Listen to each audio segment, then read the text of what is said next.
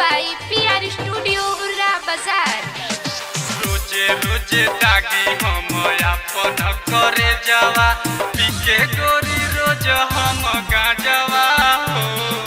रोजे रोजे दागी हम अपन करे जावा पीके गोरी रोज हम गाजवा हो।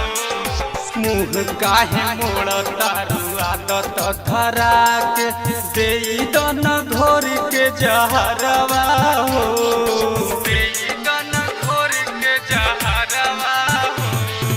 मुँह काहे मोड़ तारू आदत धरा के देई दन घोर के जहरवा हो।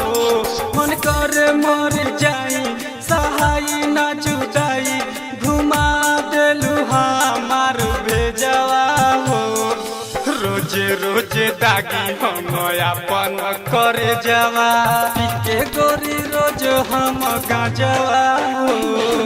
रोजे रोजे दागी हम अपन करे जावा पीके गोरी रोज हम गाजवा हो। रोजे रोजे दागी हम अपन करे जावा अपन करे जावा अपन करे जावा। मुँह काहे मोड़ तारू आदत धरा के देई दन घोर के जहरवा हो।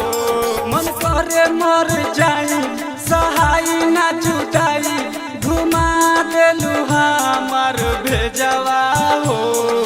रोजे रोजे दागी हम अपन करे जावा पीके गोरी रोज हम गाजवा हो।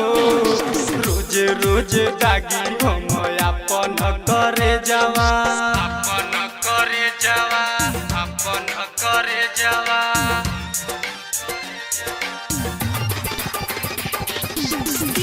काहे मोड़ तारू आदत धरा के देई दन घोर के जहरवा हो।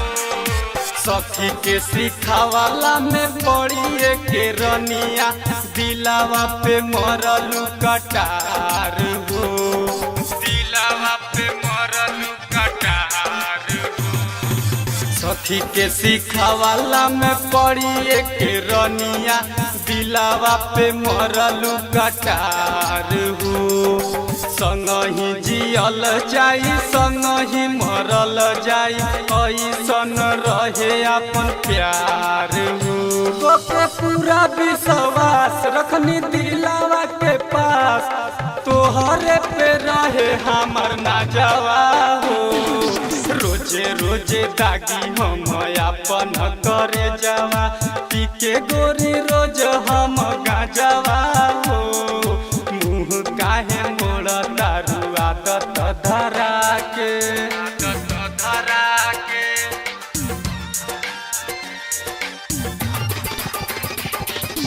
रोजे रोजे दागी हम अपन करे जावा पीके गोरी रोज हम गाजवा हो। हरि प्रसाद के सुनाए ममता कोई दी है अंतिम संस्कार हो।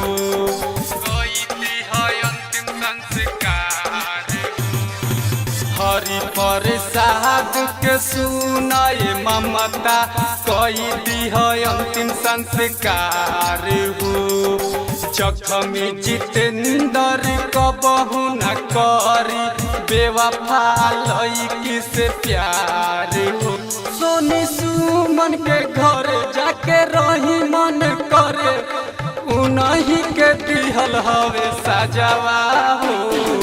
रोजे रोजे दागी हम अपन करे जावा पीके गोरी रोज हम गाजवा हो। रोजे रोजे दागी हम अपन करे जावा।